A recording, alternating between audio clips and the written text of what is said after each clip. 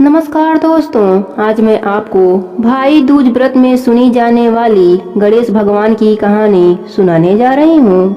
प्रेम से बोलिए गणेश भगवान की जय हो, दूज माता की जय हो। बहुत समय पहले की बात है। एक गांव में एक भाई बहन रहते थे। भाई बहुत गरीब था, पर उसकी बहन पैसे वाली थी। जब बहन के ननद का विवाह था, तब बहन ने ना अपने भाई को विवाह में आने का निमंत्रण दिया और ना ही कोई चिट्ठी भेजी। भाई को बाहर वाले से पता चला कि उसके बहन की ननद का विवाह है। भाई ने गांव वालों को बताया। तब गांव वालों ने अपने घर से चुनरी, बिछिया और साड़ी जैसा जिनसे बन पड़ा कन्या के लिए दिया। भाई सारा सामान लेकर बहन के गांव पहुंचा।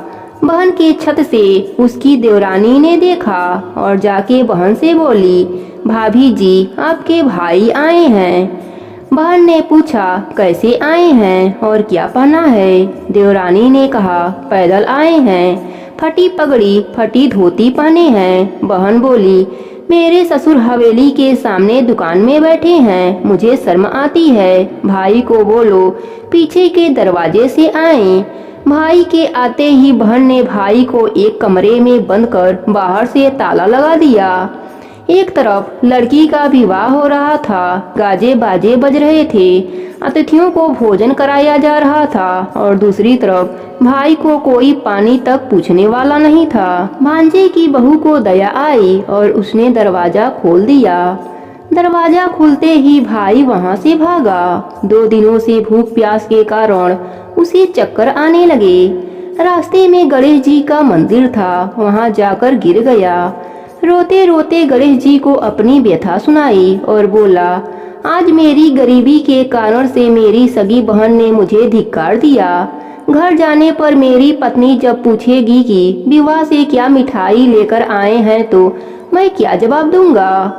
गणेश जी को उस पर दया आ गई और वह बोले, मेरे बगीचे से ककड़ी और तरबूज तोड़कर ले जा। भाई ने ककड़ी तोड़कर झोला भर लिया और अपने घर गया।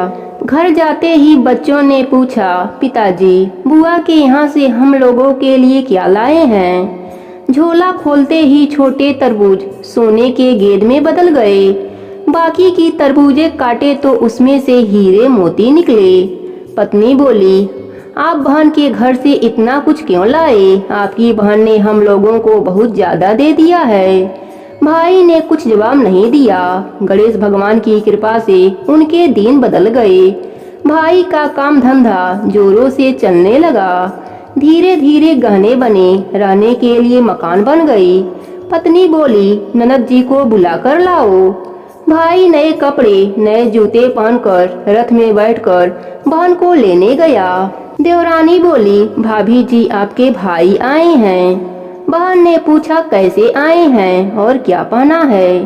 देवरानी बोली, रथ में बैठकर खूब ठाट बाट से आए हैं। बहन बोली, मेरे भाई को बोलो कि हवेली के सामने से आए, मेरे ससुर देवर जेठ देखेंगे। भाई का बहन ने खूब स्वागत किया। भाई बोला, मैं तुम्हें लेने आया हूँ। बहन बोली, मुझे भी बहुत दिन हो गए, चलो मैं चलती हूँ। भाई बहन को लेकर अपने घर आया। भाई और उसकी पत्नी ने बहन का खूब आदर सत्कार किया।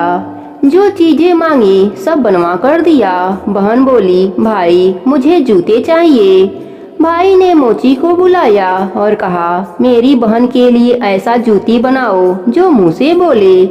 भाई ने बहन को बहुत सारा धन देकर विदा किया, पर अभी तक वह जूती नहीं आई थी। बहन रवाना होने लगी, तब मोची जूतियां लेकर आया। बहन के जूतियां पहनते ही जूतियां बोली, निर्धन भाई की पैसे वाली बहन, गणेश जी का बगीचा नहीं होता तो आज क्या करती बहन? तब भाई की पत्नी ने पूछा, यह कहाँ से आवाज आ रही है? भाई ने कहा, सुबह का समय है, कोई जीव जंतु बोल रहा होगा।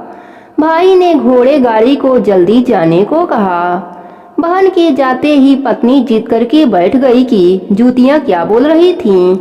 पति ने अपनी पूरी आप बीती सुनाई कि कैसे बहन ने मुझे 2 दिन भूखा रखा, कमरे में बंद कर दिया। भांजे की बहू ने दरवाजा खोला, तब मैं बाहर आया और गणेश जी के शरण में जा पहुंचा। गणेश जी की कृपा से हमारे दिन बदले हैं। उसने अपने पत्नी को सारी बात बताई।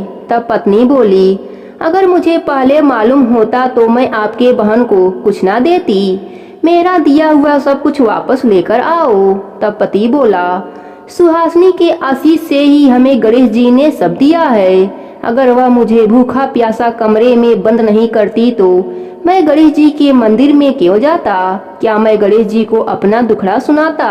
तुम अपना मन मैला मत करो। अपने पर तो गणेश जी की कृपा है और किस चीज की कमी है। फिर दोनों गणेश जी के आगे झुककर प्रणाम किया और जयकारा लगाया। हे गणेश जी महाराज, अपने सभी भक्तों पर अपनी कृपा बनाए रखना। कहानी अधूरी हो तो पूरी करना, पूरी हो तो मान रखना। प्रेम से बोलिए गणेश भगवान की जय हो, दूज माता की जय हो।